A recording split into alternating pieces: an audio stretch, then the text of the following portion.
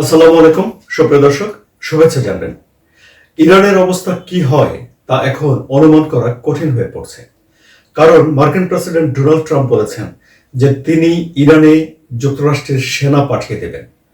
তিনি যে শব্দটি সামাজিক যোগাযোগ মাধ্যমে লিখেছেন সেটি হলো যে লোডেড, রেডি, মানে তার সেনাবাহিনী রেডি, তার উইপন রেডি ইরানে যাওয়ার জন্য।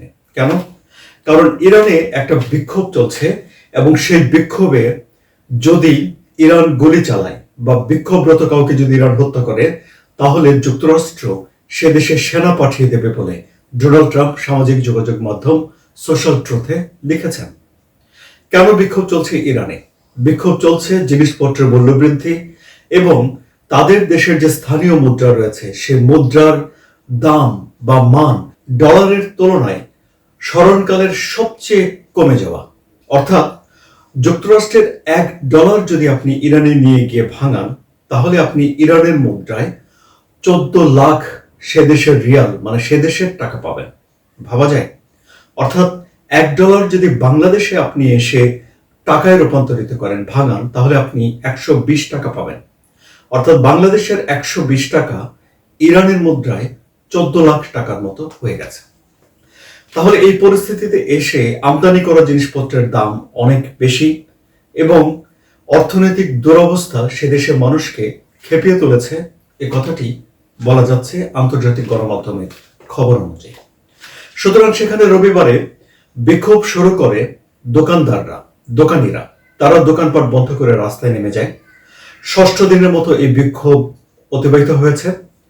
4র্থ দিনের পরে এসে বৃহস্পতিবারে এই বিক্ষোভ সহিংস রূপ লাভ করে। সরকারি বাসভবনে হামলার চেষ্টা, এই বিশৃঙ্খলা নানানভাবে সহিংসতা হয়ে ওঠে এবং যখন আমি এই কন্টেন্ট করছি তখন পর্যন্ত সর্বশেষ খবর অনুযায়ী 7 জন মানুষের প্রাণহানি হয়েছে। এই পরিস্থিতিতে যুক্তরাষ্ট্রের প্রেসিডেন্ট ডোনাল্ড ট্রাম্প সামাজিক যোগাযোগ মাধ্যমে একটা বার্তা দিয়েছেন, যে বার্তায় তিনি লিখেছেন যে ইরানের ঐতিহ্য হলো বিক্ষোভে গুলি চালানো, বিক্ষোভরত মানুষকে মারা, এটি ডোনাল্ড ট্রাম্পের ভাষা। এবং যদি ইরান এই কাজটি করে, বিক্ষোভরত শান্তিপূর্ণ বিক্ষোভকারীদেরকে যদি হত্যা করে, তাহলে ডোনাল্ড ট্রাম্প সেখানে সেনা পাঠিয়ে দেবেন বলে বলেছেন। সুপ্রিয় দর্শক, যুক্তরাষ্ট্র বিভিন্ন সময়ই ইরানকে হুমকি দিয়ে থাকে, এটি নতুন কিছু নয়। কিন্তু মুশকিল হলো যিনি এই হুমকিটি দিচ্ছেন তিনি হলেন ডোনাল্ড ট্রাম্প। কোন ডোনাল্ড ট্রাম্প? যিনি সত্যি সত্যি ইরানে একটা আক্রমণ করেছিলেন এবং ইরানে তার উড়োজাহাজ দিয়ে পাহাড় ভেদ করে আঘাত হানতে পারে এমন ক্ষেপণাস্ত্র ছুড়েছিলেন ইরানের 3টি পারমাণবিক কেন্দ্রে, ফার্দো, নাতানজ এবং ইস্পাহানে। সুতরাং ডোনাল্ড ট্রাম্প এখন আবার বলছেন যে তিনি ইরান আক্রমণ করে ফেলবেন। ডোনাল্ড ট্রাম্পের এই কথাকে এমনি এমনি ছেড়ে দেয়নি ইরান। ইরানের সর্বোচ্চ নেতা আয়াতুল্লাহ আলী খামেনির একজন উপদেষ্টা এর একটি জবাব দিয়েছেন। তিনি বলেছেন পুরো বিষয়টি ইরানের আভ্যন্তরীণ একটি বিষয় এবং এই বিষয়টি ইরান সরকার মোকাবেলা করছে। এখানে এসে যুক্তরাষ্ট্র যদি তার সেনা পাঠিয়ে দেয় কিংবা যুক্তরাষ্ট্র যদি হামলা দেয়, তাহলে সেই ঘটনাটি এই অঞ্চলের নিরাপত্তা এবং স্থিতিশীলতা নষ্ট করবে বলে ইরানের তরফ থেকে সেই উপদেষ্টা বলেছেন। এবং তিনি বলেছেন যে এই অঞ্চলে যুক্তরাষ্ট্রের যে স্বার্থ রয়েছে সেই স্বার্থ আক্রান্ত হবে, সে স্বার্থ ঠিকঠাক থাকবে না বলেও ইরানের তরফ থেকে একটা হুমকি দেওয়া হয়েছে। এখন আমরা দেখেছি যে ইসরায়েল হুমকি দিয়েছে ইরানকে, ইসরায়েল আক্রমণ করেছে ইরানকে, ইরান তার জবাব দিয়েছে এবং 12 দিনের একটা যুদ্ধ হয়েছিল।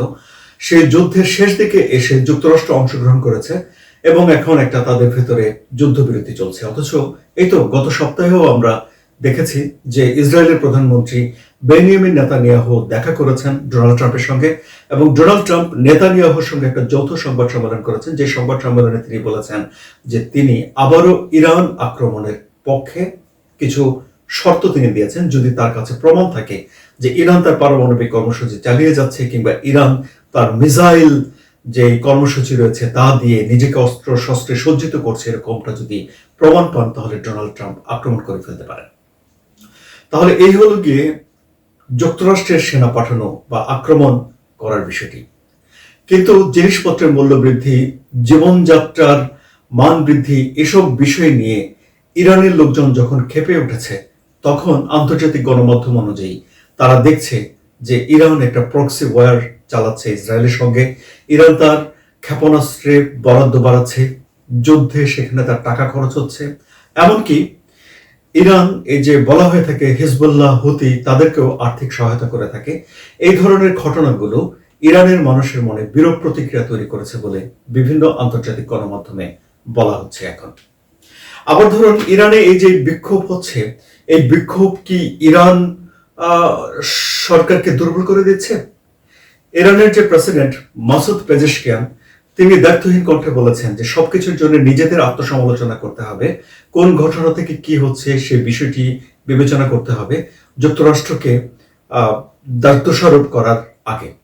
মাসুদ পেজেশকিয়ান কট্টরপন্থী নন, তিনি সেখানে একটা মানে উদারপন্থী নেতা হিসেবে তিনি পরিচিত এবং তিনি যে নির্বাচিত হয়েছিলেন তখন তিনি ম্যান্ডেট নিয়েছিলেন যে নিষেধাজ্ঞা তুলে নেওয়ার ব্যাপারে পশ্চিমা দেশগুলোর সঙ্গে তার সরকার আলাপ আলোচনা চালিয়ে যাবে। তাহলে কি এই যে ইরানের যে সরকার রয়েছে, বিপ্লবের পরে যে সরকার গঠিত হয়েছে, সেখানে প্রথমেই সরকারের সর্বোচ্চ আধ্যাত্মিক নেতা ছিলেন আয়াতুল্লাহ রুহুল্লাহ খোমেনি এবং তার উত্তরসূরি হিসেবে এখন সর্বোচ্চ নীতি নির্ধারক, সর্বোচ্চ সিদ্ধান্ত দেওয়ার জন্য আধ্যাত্মিক নেতা রয়েছেন আয়াতুল্লাহ আলী খামেনি। তাদের এই সরকারকে তাহলে নড়বড়ে হয়ে যাচ্ছে। এই আন্দোলনের পর, এই মুভমেন্টের পরে কি তাহলে এই সরকারের পতন ঘটবে? 12 দিনের যে যুদ্ধ হয়েছিল সেই যুদ্ধের সময় আমরা দেখেছি যে একটা সময়ে এসে যুক্তরাষ্ট্র এবং ইসরায়েল চেষ্টা করেছে বা বলেছে যে এই রিজিম তারা চেঞ্জ করে ফেলতে চায়, কিন্তু যুদ্ধ শেষ হয়ে গেছে। আমরা দেখেছি যে এখনো সেই সরকার টিকে আছে।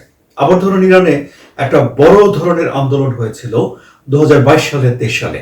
মাশা আমিনি নামে একজন মেয়ে নিরাপত্তা কাস্টডিতে মারা যাওয়ার পরে এই আন্দোলন ছড়িয়ে পড়েছিল দাবানলের মতো। তার বিরুদ্ধে অভিযোগ ছিল যে তিনি যথাযথভাবে হিজাব পরেননি, চুল তিনি ঢেকে রাখেননি এবং তারপর ওই আন্দোলনের পরেও কিন্তু ইরানে এই সরকার, বিপ্লবের যে সরকার, সেটি টিকে আছে এখনো পর্যন্ত। তাহলে এখন এবারে যে আন্দোলন হচ্ছে, এই আন্দোলন কি সরকারকে ফেলে দেবে নাকি সরকারকে নড়বড়ে করে ফেলবে? এবং ডোনাল্ড ট্রাম্পই বা কেন উৎসাহিত হয়ে উঠছেন, আন্দোলনকারীদের পক্ষ অবলম্বন করছেন?